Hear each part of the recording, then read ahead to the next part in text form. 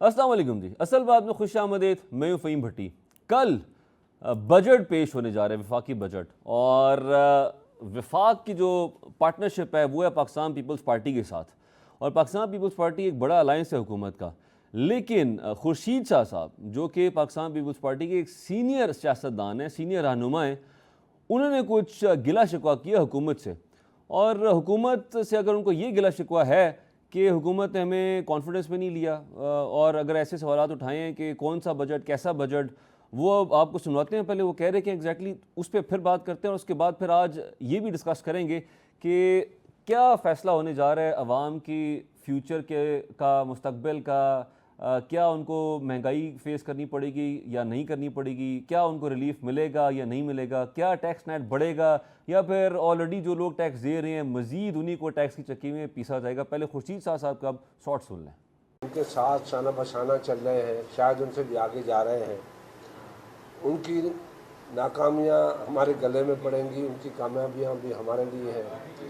मगर हम ये समझते हैं कि उनको हमें एतमाद में लेना चाहिए था और लेना चाहिए है, मगर अभी तक नहीं लिया है। अभी तक कोई ऐसी बात नहीं है जिससे ये पता पड़े कि हुकूमत अपने अलाइंस को, चाहे पीपल्स पार्टी हो, चाहे MQM हो, चाहे बाप हो, चाहे IPP हो, जो भी जितनी पोजीशन रखता है उनको एतमाद में लेना चाहिए। हम भी, हमारी पॉलिटिक्स के लिए भी बिल्कुल ख़तरनाक है।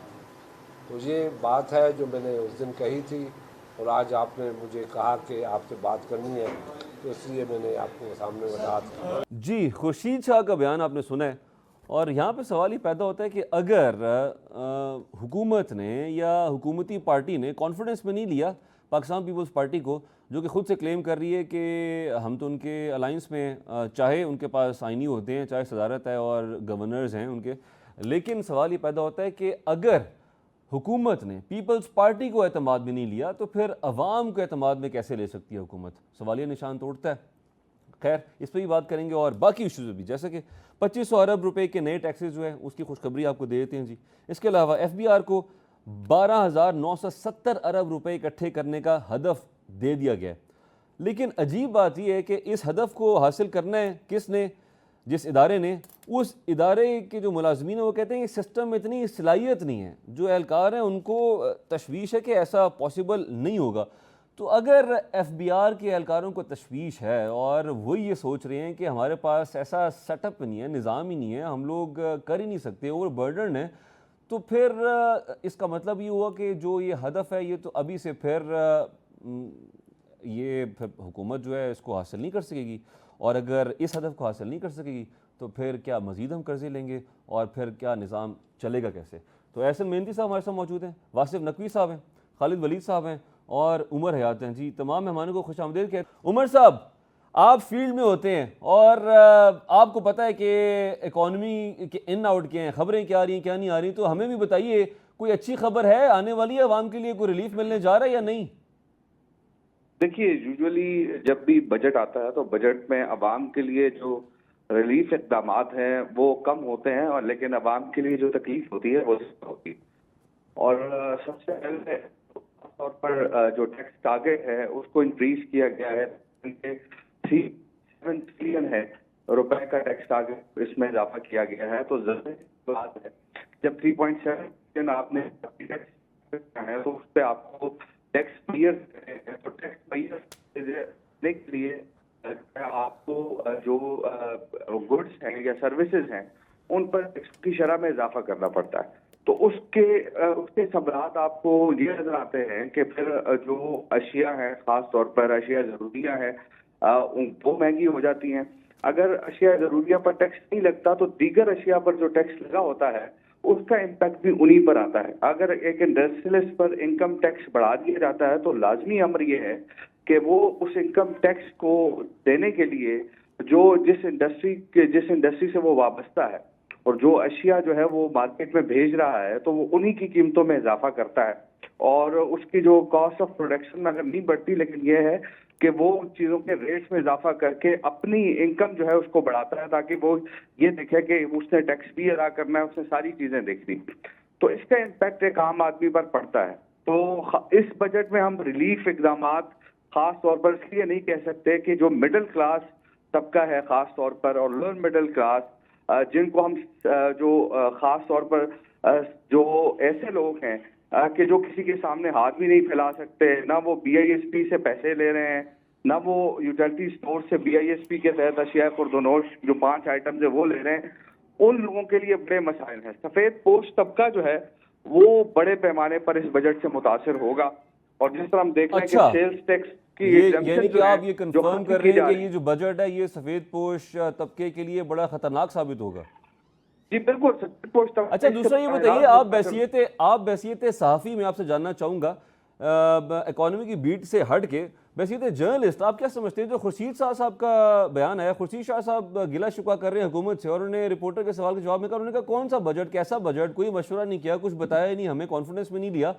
तो आप समझते हैं कि ये हुकूमत की जिम्मेदारी थी कि एटलीस्ट अपने जो अलायंस हैं, जिनके साथ पॉलिटिकल अलायंस उनका है, उनको एतमाद में तो ले पहले।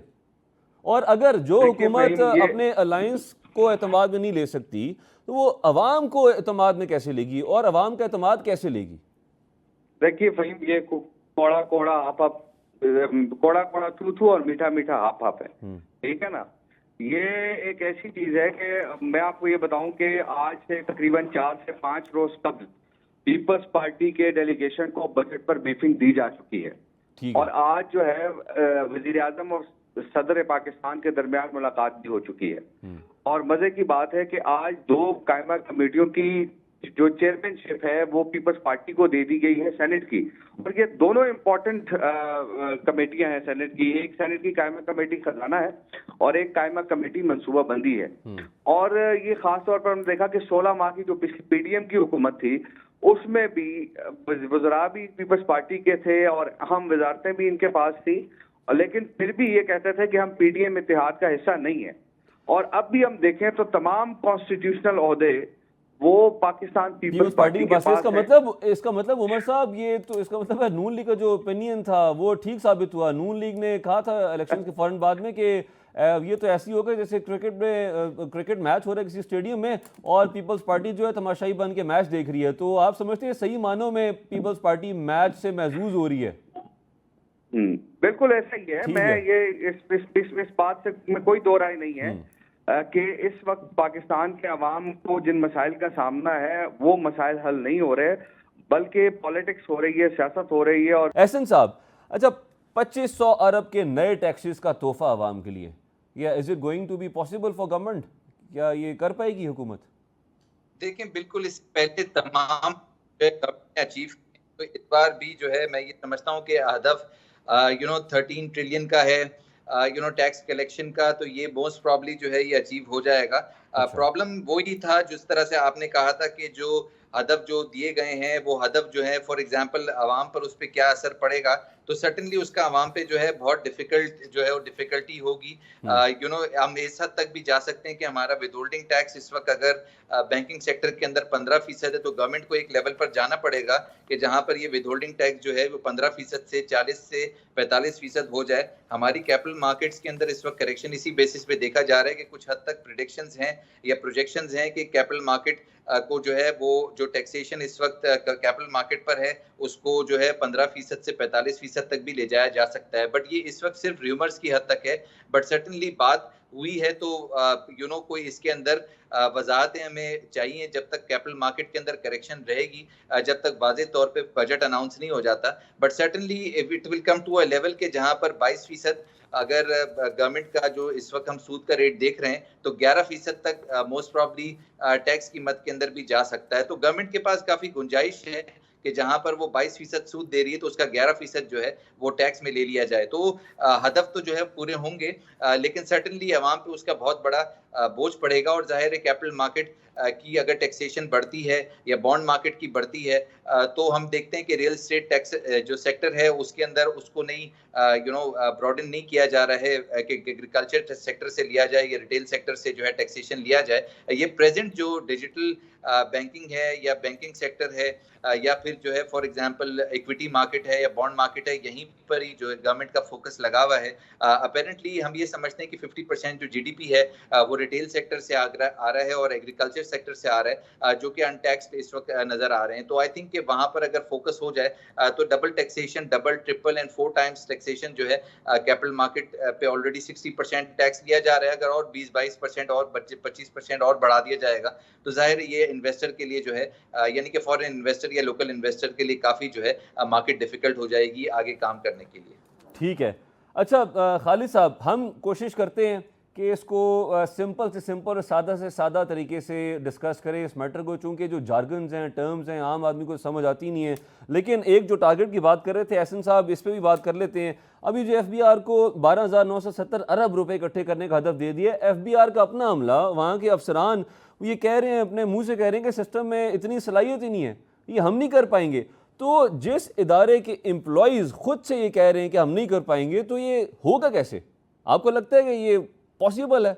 और इतना बड़ा टारगेट हुकूमत को सेट करना चाहिए था या देना चाहिए? अगर आप FBR टारगेट की बात करें तो टारगेट तो अचीवेबल है।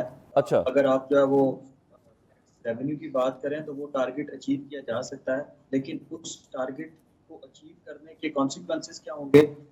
क्या ये टैक्स पॉलिसी की मद में आ रहा है कि एक साइड पे अगर आप देखें तो टैक्स एडमिनिस्ट्रेशन है जो कि टैक्स कलेक्ट करती है। अच्छा, इससे पहले कि हम आगे बढ़े, मैं आपसे ये जानना चाहूँगा कि आप क्या समझते हैं कि जिस इदारे के एहलकार खुद से कह रहे हैं कि हमारे लिए पॉसिबल नहीं है, तो इस बयान का क्या इम्पैक्ट पड़ेगा या इसका मैसेज क्या हो सकता है? क्या पैगाम है, क्या मकसद है ये बात करने का? देखिए, इसका जो मैसेज मार्केट में आता है या मार्केट सिग्नल्स जो इससे मिलते हैं वो तो फिर आपके ग्रोथ को कॉम्प्लीमेंट नहीं करते, इकोनॉमिक ग्रोथ को या इंडस्ट्री को कॉम्प्लीमेंट नहीं करते।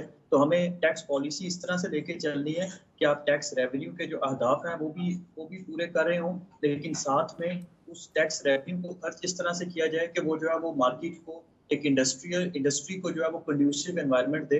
और वो तभी मुमकिन है जब आप टैक्स एडमिनिस्ट्रेशन को टैक्स पॉलिसी से अलग कर देंगे। टैक्स एडमिनिस्ट्रेशन के जो अहदाफ हैं वो टैक्स रेवेन्यू इकट्ठा करने के होने चाहिए, लेकिन जो पॉलिसी के अहदाफ हैं वो उस टैक्स रेवेन्यू को खर्च करने के होने चाहिए कि क्या आपने उस टैक्स रेवेन्यू को प्रोडक्टिव कामों के लिए खर्च किया है या आपने अनप्रोडक्टिव कामों के लिए खर्च किया है। तो अगर आप उसको प्रोडक्टिव कामों में खर्च करते हैं तो वो आपको नेक्स्ट ईयर टैक्स रेवेन्यू जो है वो बढ़ा के देता है। आप डाइवर्सिफाई कर सकते हैं टैक्स बेस को, बजाय इसके कि आप सिर्फ और सिर्फ टैक्स रेट को बढ़ा के तो जो है वो टैक्स रेवेन्यू के अहदाफ जो है वो पूरे करें। इकोनॉमिक्स में एक कर्व होता है, एक रिलेशनशिप है जिसको आप लेफर कर्व कहते हैं, और वो जैसे जैसे टैक्स रेट बढ़ता है वैसे वैसे आपका टैक्स रेवेन्यू बढ़ता है, लेकिन वो एक खास हद तक बढ़ता है, उसके बाद वो टैक्स रेवेन्यू ड्रॉप होना शुरू हो जाता है। देखिए, मसला ये है टैक्स रेट हमारी हुकूमत नहीं बढ़ा पाई कोई सी भी माजी में। जो टैक्स ऑलरेडी शख्स दे रहा है वही टैक्स मजीद उस पर बोझ पड़ रहा है। तो कितना बड़ा मसला है हुकूमत के लिए, क्या इसका कोई हल है आपके ज़हन में? देखिए, इसका हल यही है कि अगर आप जो है वो टैक्स को प्रो ग्रोथ करते हैं और टैक्स जो उसका मेन फंक्शन है वेल्थ डिस्ट्रीब्यूशन का, रीडिस्ट्रीब्यूशन का, उसको जो है वो मद्देनजर रखते हैं और आप उस टैक्स रेवेन्यू को अपने प्रोडक्टिव कामों के लिए यूज करते हैं, इस तरह से यूज करते हैं कि वो आपकी इकोनॉमी की बढ़ोतरी का बाइस बन रहा हो, प्रोडक्टिव तरीके से अपने लिए इस्तेमाल करना। तो खालिद साहब, वो तो इस्तेमाल करना तो कलेक्शन के बाद का स्टेप है ना। बात मसला तो ये है कि हमारे मुल्क में जो लोग टैक्स नेट में हैं ऑलरेडी, उन्हीं को मजीद बोझ तले दबाया जा रहा है। टैक्स नेट बढ़ने का मैं जानना चाह रहा हूँ, आप क्या समझते हैं इसका सोल्यूशन क्या हो सकता है? किस तरीके से टैक्स नेट बढ़ाया जा सकता है? किस तरह से ज़्यादा लोग, ज़्यादा इंडस्ट्रीज टैक्स नेट में मजीद आ सकती हैं ताकि टैक्स कलेक्शन बढ़े, ना कि ऑलरेडी जो लोग टैक्स दे रहे हैं उन्हीं पर मजीद बोझ डाला जाए? अगर आप टैक्स नेट बढ़ाने की बात करें तो वो शायद आपको अपनी इकोनॉमी को इनफॉर्मल इकोनॉमी से निकाल के फॉर्मल इकोनॉमी की तरफ लाना होगा, डॉक्यूमेंटेड इकोनॉमी की तरफ आना होगा आपको। अगर आप नादरा के रिकॉर्ड को लिंक कर देते हैं FBR के रिकॉर्ड के साथ, तो फिर इससे जो है वो आपकी इकोनॉमी थोड़ी सी फॉर्मल हो सकती है। जब तक आप अपनी इकोनॉमी को फॉर्मल नहीं करेंगे तब तक जो है ठीक है पॉइंट, लेकिन आप ये कह रहे हैं इकोनॉमी को फॉर्मल करें, डॉक्यूमेंटेड करें। मसला ये जो हमारी होल सेल की मार्केट है वो हुकूमत ने कोशिश कर ली, किसी ने टैक्स ही नहीं दिया। मैं वापस आऊँगा आपकी जानिब। वासिफ साहब, आप ये बताइएगा कि हमारे जो एग्रीकल्चर सेक्टर है वो ऑलरेडी किसान जो है पिसा हुआ है। बिजली इतनी महंगी हो चुकी है, आज के दौर में दुनिया में किसान के लिए सब्सिडी है, बिजली कहीं पे मुफ्त है तो कहीं पे ऑलमोस्ट ना होने के बराबर उसका बिल आता है। लेकिन हमारे मुल्क में एक तो महंगी बिजली, ऊपर से फिर जब किसान गंदम उगाता है और पता चलता है कि 300 अरब की इजाफी गंदम जो है वो इंपोर्ट कर ली गई है, वो भी ज़ाया होती है, किसान जो है ऑलरेडी कर्जों तले दबा हुआ है। तो आपको लगता है कि IMF का प्रेशर बर्दाश्त करके हुकूमत वाकई में एग्रीकल्चर सेक्टर पर टैक्स लगा देगी ठीक ठाक, और जो किसान है वो मजीद रगड़ा जाएगा? Thank you very much Faheem भाई for having me in the show. और जहाँ तक बात है ग्रोथ टारगेट्स की, आप बिल्कुल ठीक बात कर रहे हैं। IMF का प्रेशर है गवर्नमेंट के ऊपर, और GDP ग्रोथ रेट जो पिछली दफ़ा 3.5% सेट किया था इन्होंने, वो तकरीबन 2.38% तक ये अचीव कर सकें। और इस दफ़ा ग्रोथ टारगेट जो है फॉर द फिस्कल ईयर 2024-25 वो इन्होंने 3.6% सेट किया है, जो कि मुझे ज़ाती तौर पे लगता है कि अचीव करना मुश्किल है। उसमें ग्रोथ टारगेट में जो एग्रीकल्चर सेक्टर है उसके ऊपर तकरीबन 2% और इंडस्ट्रियल सेक्टर 4.4% के करीब, जबकि सर्विसेज सेक्टर पे इन्होंने 4.1% इंक्रीज एक्सपेक्ट की है। और जो इन्वेस्टमेंट है, इन्वेस्टमेंट रेशो है बेसिकली, वो 13.1% से बढ़ा के तकरीबन 14.2% तक एक्सपेक्ट की जा रही है। और इन्फ्लेशन टारगेट जो है इस दफ़ा का वो तकरीबन 12% है। मैं ये कहने का मकसद ये है मेरा कि जो एक्सपेक्टेशंस हैं वो और जो अचीव करना है वो कभी भी बराबर मेरे नॉलेज में तो एटलीस्ट नहीं है कि हिस्ट्री में हो सका हो। जहाँ तक बात है टैक्सेस की, वो बात शुरू में उमर साहब ने भी सही की कि 2025 फिस्कल ईयर के लिए तकरीबन 12.9 ट्रिलियन रुपीस का टारगेट है, जो कि 2440 बिलियन ज़्यादा है पिछले साल की निस्बत। न्यू टैक्सेस इम्पोज किए जा रहे हैं, जिसके अंदर 2000 बिलियन का एडिशनल रेवेन्यू कलेक्ट करने के लिए ये टैक्सेस इम्पोज किए जाएंगे। 550 billion revenue, I mean 550 billion rupees का रेवेन्यू एक्सपेक्ट कर रहे हैं। पॉइंट टेकन जी, मैं जानना चाहूँगा, आपने टोबैको इंडस्ट्री पे आपकी रिसर्च काफ़ी है। अब लोकल मार्केट में एक अजीब सा डायलेमा चल रहा है हमारे मुल्क में।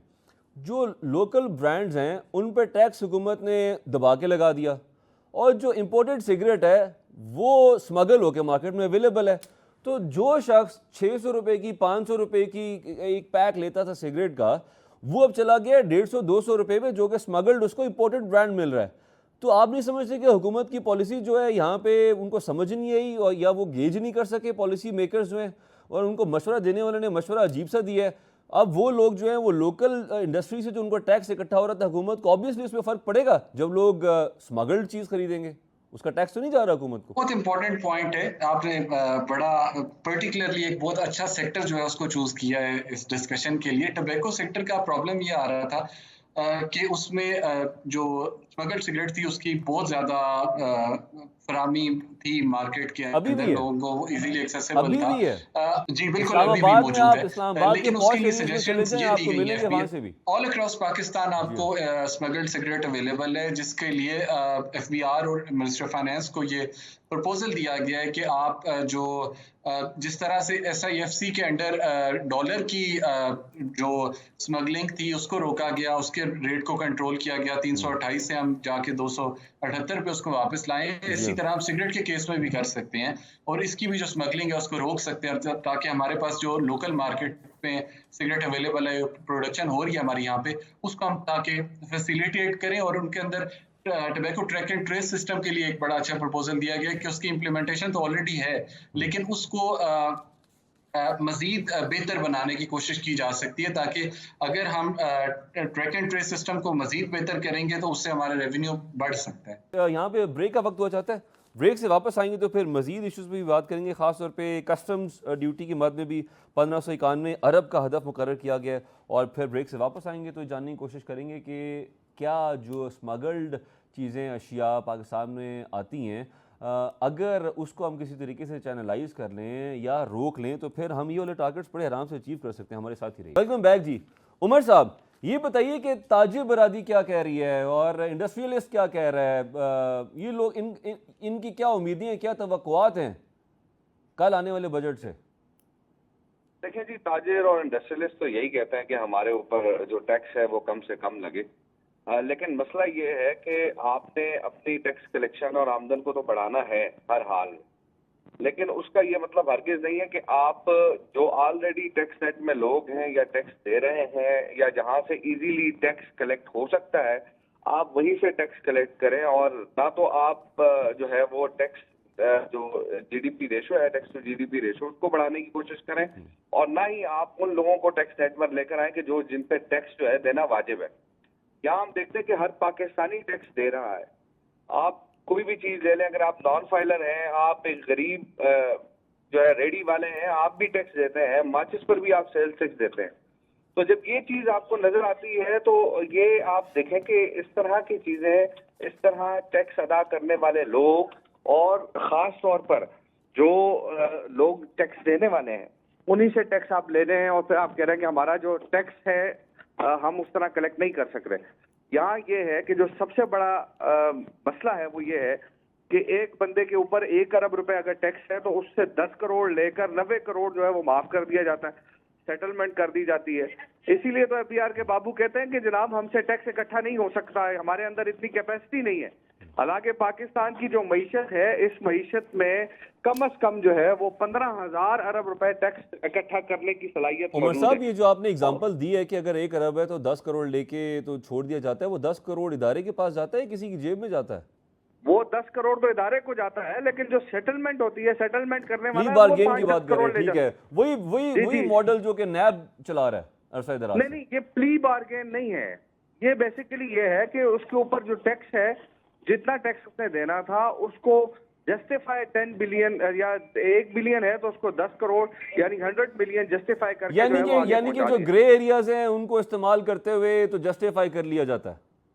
जी बिल्कुल, इसी तरह ठीक है। जस्टिफाई करके जब हम देखते हैं ना कि ऑडिट रिपोर्ट्स आती हैं एफबीआर की, उन ऑडिट रिपोर्ट्स के अंदर ये आता है कि इर्रेगुलर एडजस्टमेंट ऑफ इनपुट ठीक है। टैक्स और irregular adjustment of sales tax, तो इस तरह की जो चीजें हैं वो फिर ऑडिट के अंदर सामने आ जाती हैं। कुछ चीजें ऐसी होती हैं कि जो सामने आ जाती हैं, और कुछ चीजें ऐसी होती हैं कि जो सामने नहीं आती। ठीक तो है, अब पॉइंट आप टेकन। देखें कि हम हर साल हम देखते हैं कि तकरीबन 300 से 320 अरब रुपए का जो है वो ऑडिट पैराज बनते हैं एफबीआर के। तो ये जब इस तरह की चीजें होती हैं तो फिर यकीनी तौर पर आपकी इकोनॉमी के अंदर पोटेंशियल तो है, लेकिन आपके जो लोग हैं वो इस मुल्क के साथ मुखलिस नहीं। अभी सिगरेट पे बात हो रही थी, ठीक है, एफईडी जी हाँ। की।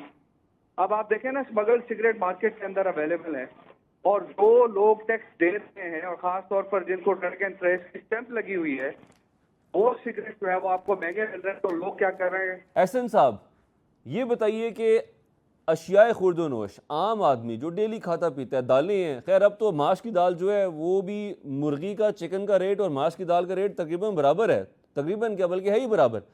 तो आपको क्या लग रहा है कि आइंदा आने वाले बजट में हम सारी फिगर्स को कैलकुलेट कर लेते हैं प्लस माइनस करके? आप बीइंग एन इकोनॉमिस्ट बताइए कि सादा अल्फाज में आम आदमी के लिए, हमारे व्यूअर्स के लिए, नाज़रीन के लिए, क्या महंगाई में कमी आएगी या बिजली, तेल, घी, आटा, दालें, चावल, चीनी ये महंगा होगा या कम होगा, रिलीफ मिलेगा? देखिए 1.2 ट्रिलियन का जो है पीएसडीपी का, यानी कि पीएसडीपी मतलब होता है कि डेवलप एक्सपेंडिचर 1.2 ट्रिलियन जो है वो होगा।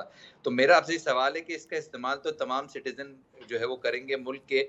अगर जो रोड्स बनती हैं, कंस्ट्रक्शन होती है, इसमें इंडस्ट्रीज आती हैं, इंडस्ट्रीज एम्प्लॉयमेंट लेकर आती हैं, तो जाहिर है इसका तो बेनिफिट कॉमन मैन को भी आएगा। इंडस्ट्रीज बनती हैं, इंडस्ट्रीज का इस्तेमाल होता है। जब ये कंस्ट्रक्शन होती है तो सीमेंट इंडस्ट्री प्रॉस्पर करेगी। लेकिन तो I आप ये think नहीं इसको समझते कि ये टाइम टेकिंग प्रोसेस है? देखिए, मुस्बत तरीके से अगर इसको देखें तो बात बनती है। अगर हम देखें कि गवर्नमेंट ने कुछ हद तक इन्फ्लेशन 12% पर लेकर आई है, वीट प्राइसेस गिरी हैं, दीगर कमोडिटी प्राइसेस, जाहिर है इसमें लेकिन उसमें भी सवाल उठता है ना कि जो गंदम मंगवाई गई है 300 अरब रुपए की, वो जो आटे को सस्ता किया गया है तो वो उन कैलकुलेशंस को इस्तेमाल करते हुए इन्फ्लेशन रेट कम किया गया है, ऐसा ही है क्या? देखें, अब जो भी तरीके से इन्फ्लेशन कम भी है वो जाहिर है इसमें ग्लोबल मार्केट्स का भी रोल है और इंटरनेशनल ऑयल प्राइसेस भी कम भी हैं। आई थिंक कि ये इसमें अमेरिका का भी हाथ है, इसमें ग्लोबल कमोडिटी प्राइसेस का जो कम होना है, जाहिर है इसमें शुगर प्राइसेस भी कम भी हैं।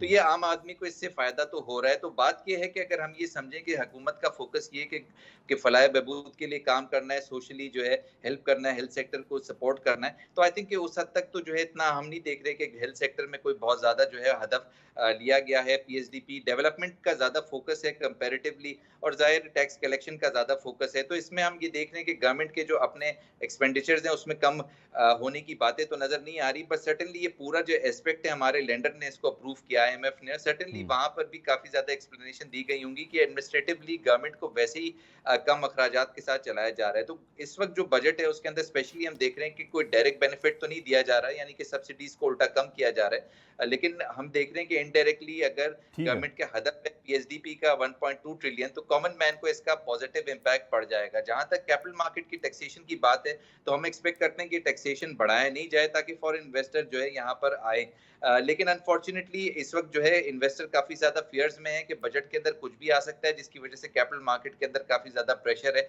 आइडियली अगर टैक्सेशन वहीं पर रहे, नए टैक्स पेयर्स को ऐड किया जाए, रिटेल सेक्टर को ऐड किया जो जाए, कि नहीं होगा, जो कि नहीं होगा, जो कि आज तक हुआ नहीं और आइंदा होने की उम्मीद भी नजर नहीं आ रही। देखिए, ये तो IMF हमारा लेंडर है, वो अलाउ करता है कि अगर एक सेक्टर को हम टैक्स फ्री करते हैं तो जाहिर है वहां से भी प्रेशर आना चाहिए। जो दीगर जो अशिया हैं, यानी कि जिस वक्त हम देखते हैं कि मैं पॉइंट टेकन, मैं वापस आऊंगा आपकी जानिब, पॉइंट टेकन। खालिद साहब, आप नहीं समझते कि अब इट्स अ हाई टाइम, वो कहते हैं ना कि इनफ इज इनफ, अब ये नॉन फाइलर और फाइलर वाला काम खत्म हो जाना चाहिए। ये कैसे हो सकता है कि मैं और आप फाइलर हैं, हम टैक्स दे रहे हैं, और कोई शख्स जिसके पास काला धन है और वो ब्लैक का पैसा है उसके पास, और कोई सोर्स ऑफ इनकम का नहीं पता, वो कहाँ से उसने कमाया है, वो 2 नंबर तरीके से कमाया है, वो स्मगलिंग से कमाया है, उसका सोर्स ऑफ इनकम क्या था, वो कोई भी चीज़ सरकारी इदारे में जाता है, वो एक्स्ट्रा पे करता है, उसका काम हो जाता है। मतलब आप समझते हैं कि ये मजाक नहीं है फाइलर्स के साथ? जी, मैं यही बता रहा कि जो आपकी ये डिफरेंस है बिटवीन नॉन फाइलर और फाइलर, यही इस चीज को जो है वो जो है वो इनकरेज करता है, बल्कि डिस्करेज करता है आपके टैक्स रेवेन्यू को। वासिफ साहब, इसी पे आपका मौक़िफ़ जानना चाहूँगा, क्या ये 2 निज़ाम नहीं है जो हमारी हुकूमत ने दिए हुए हैं अवाम के लिए? नॉन फाइलर का मेरे नॉलेज के मुताबिक तो मेरा नहीं ख्याल कि दुनिया में कहीं पे ऐसा कोई निज़ाम चल रहा है कि आप नॉन फाइलर भी हैं और आप फाइलर भी हैं और इलीगली आपका एक स्टेटस है। बिल्कुल, ये जो नॉन फाइलर वाला सिस्टम है इसको डिस्करेज करने की ज़रूरत है। बिकॉज मुझे एक बात याद आती है शबर जैदी साहब की, वो कहते हैं कि नॉन फाइलर्स को टैक्स चोर कहना चाहिए, नॉन फाइलर्स नहीं कहना चाहिए। बिकॉज नॉन फाइलर का जो स्टेटस है उसमें लोग बहुत ज़्यादा कैश की इन्वॉल्वमेंट और जो पैसा थ्रू ग्रे चैनल आता है उसका इस्तेमाल कर रहे होते हैं। एक बंदा जिसने हलाल कमाया हुआ है वो टैक्स पे कर रहा है, वो नहीं चाहेगा कि उसके बराबर में नॉन फाइलर का स्टेटस लेके एक बंदा जो है वो अपना जो ग्रे चैनल का पैसा है उसको इस्तेमाल कर सके। सो गवर्नमेंट को बेसिकली इसको डिस्करेज करना चाहिए और अपनी टैक्स बेस को बढ़ाना चाहिए। और टैक्स बेस बढ़ाने के लिए ऑलरेडी खालिद वलीद साहब ने कुछ सजेशंस दी हैं, and I look forward to other panellist to add it to it. ठीक है नाज़रीन, यहाँ पे ब्रेक का वक्त हुआ चाहता है हमारे साथी जी। एहसन साहब, ब्रेक से पहले जिक्र हुआ था हुकूमती अखराजात का भी।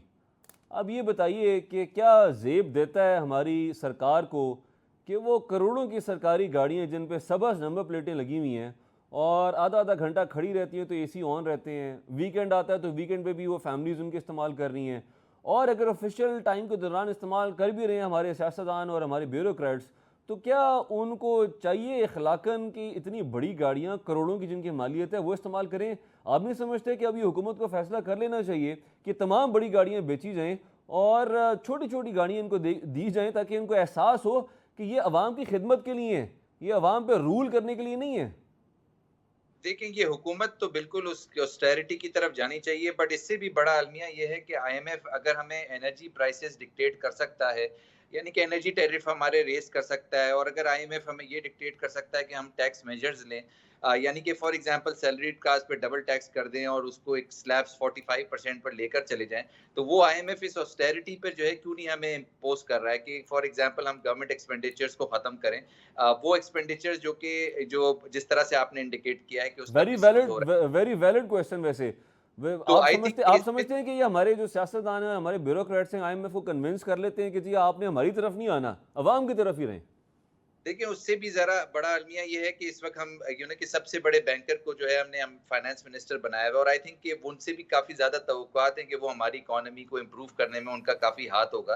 तो आई थिंक कि वो भी नजर आता है कि उनका भी निशानदेही इस पर नहीं है कि वो गवर्नमेंट एक्सपेंडिचर्स को कम करें या फिर फॉर एग्जाम्पल एग्रीकल्चर सेक्टर को या रिटेल सेक्टर को लेकर आए। तो आई थिंक कि उनका फोकस भी ये है कि ऑस्टेरिटी की तरफ फॉर एग्जाम्पल नहीं जाया जाए जिस तरह से आप इंडिकेट कर रहे हैं। तो अनफॉर्चुनेटली हमारे लिए अलमिया ये है कि हम जितने भी एजुकेशन यानी कि जितने भी पढ़े लिखे लोगों को भी सीट पे लेकर आ जाएं और जितने पीएचडीज को लेकर आ जाएं, उनका फोकस ऑस्टेरिटी की तरफ नहीं होता, यानी कि गवर्नमेंट एक्सपेंडिचर को कम करने का नहीं होता, बट उनका फोकस जरूर ये होता है कि जो फॉर एग्जांपल जो अच्छा, ऑलरेडी गवर्नमेंट एक्सपेंडिचर्स का आपने जिक्र किया, मैं वापस आऊंगा आपको जानिब। खालिद साहब, आप क्या समझते हैं, क्या आपके पास कोई रफ कैलकुलेशन ऐसी है कि कितना स्क्वीज करके हुकूमत अपने अखराजात अगर कम करती है तो कम से कम तर कितना कर सकती है अपने अखराजात और मैक्सिमम कितनी सेविंग कर सकती है?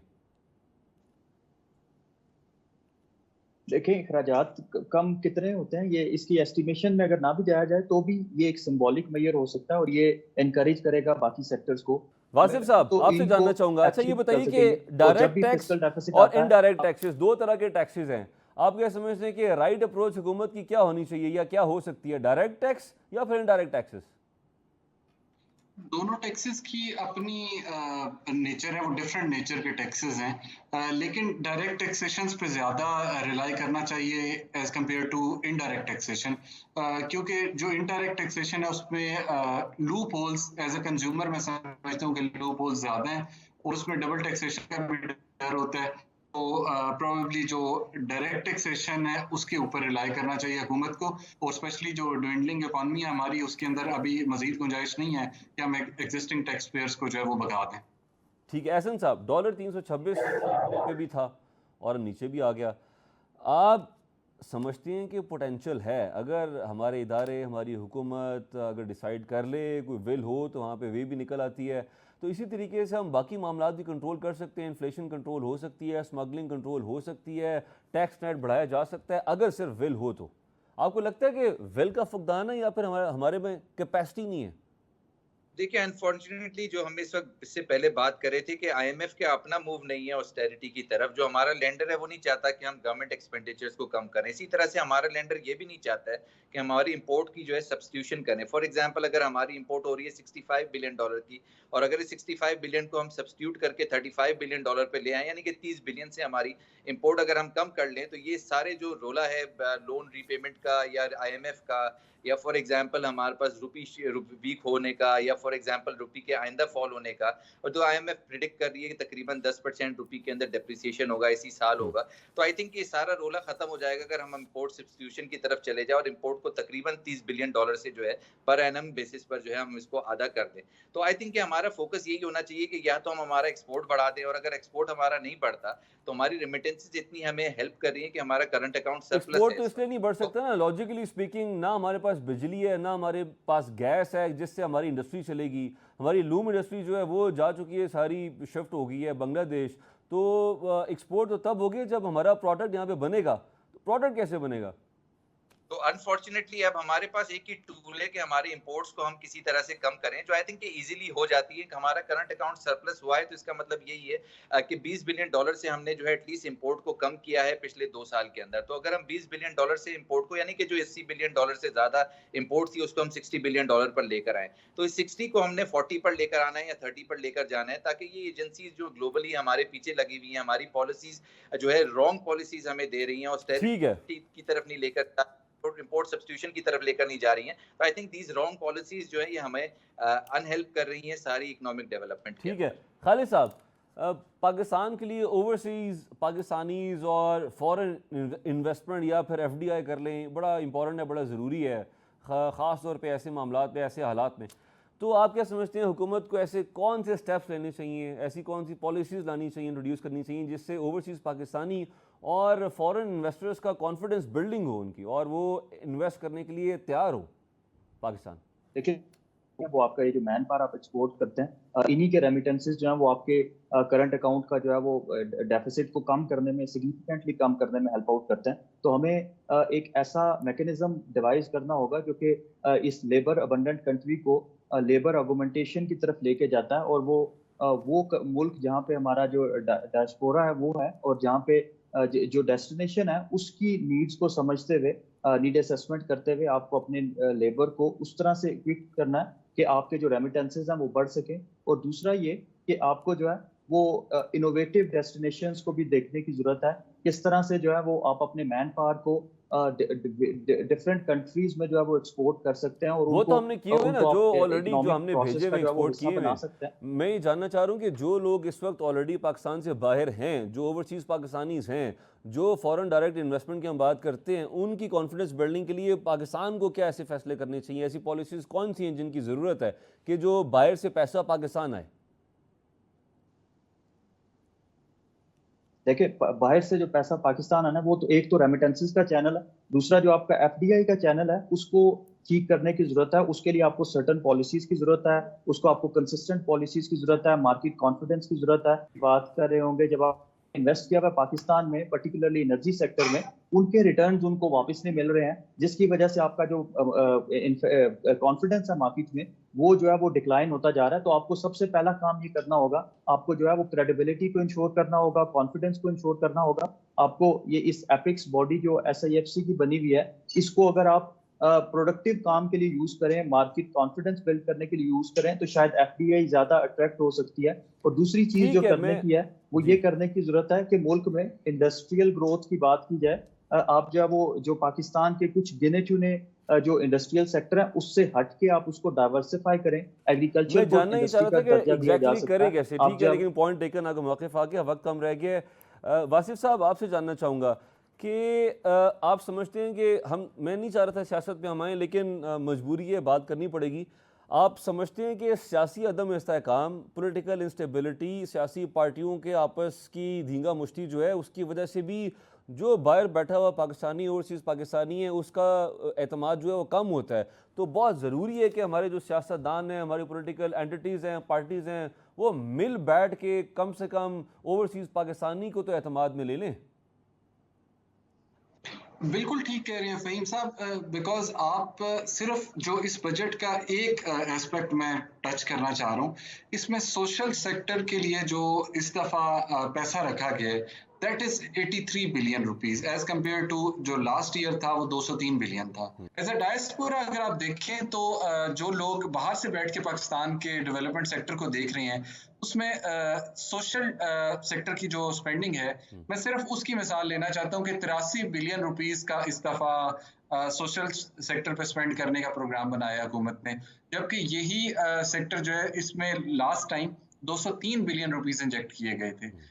जो बंदा पाकिस्तान को बाहर से देख रहे हैं वो हेल्थ और एजुकेशन के ऊपर अगर देखेगा कि बजट नहीं स्पेंड किया जा रहा, तो ये तो बेसिक नीड्स हैं जो कि डेवलपमेंट सेक्टर के अंदर फ्री ऑफ कॉस्ट हर किसी को जिसका एक्सेसिबल होती मजीद है। बढ़ना चाहिए था। मेरे ख्याल में इसके लिए एलोकेशन बढ़नी चाहिए थी, इसके लिए ये प्रायोरिटी पे होना चाहिए था। हेल्थ और एजुकेशन एक ऐसी चीज़ है जिसके ऊपर जब तक स्पेंडिंग नहीं करेंगे आपकी आवाम कभी भी you can not have a very I mean productive nation. आप जी हाँ, बिल्कुल उनको स्क्वीज कर रहे हैं, मजीद उनका जीना जो है वो मुश्किल होता जा रहा है इस तरह से। ठीक है जी, बहुत शुक्रिया जी। एहसन मेहनती साहब, वासिफ नकवी साहब, खालिद वली साहब और उमर हयात साहब, आपने हमें वक्त दिया। नाज़रीन, ये था हमारा आज का प्रोग्राम। उम्मीद करते हैं कल जो बजट पेश किया जाएगा उसमें उम्मीद तो करनी चाहिए, चूँकि उम्मीद पे दुनिया कायम है, और पॉजिटिव रहना चाहिए कि होपफुली आवाम को कहीं ना कहीं किसी न किसी तरीके से रिलीफ मिल जाए।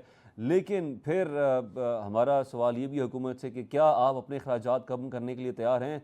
क्या बड़ी बड़ी गाड़ियाँ, लग्जरीज़ ख़त्म करने को तैयार हैं जो कि हुकूमती वज़रा, मशीनरी और ब्यूरोक्रेट्स को दी हुई हैं, क्योंकि जो आवाम है वो तो गुरबत की चक्की में पिसी जा रही है। ये था हमारा आज का प्रोग्राम। अपना ख्याल रखिएगा, कल मुलाकात।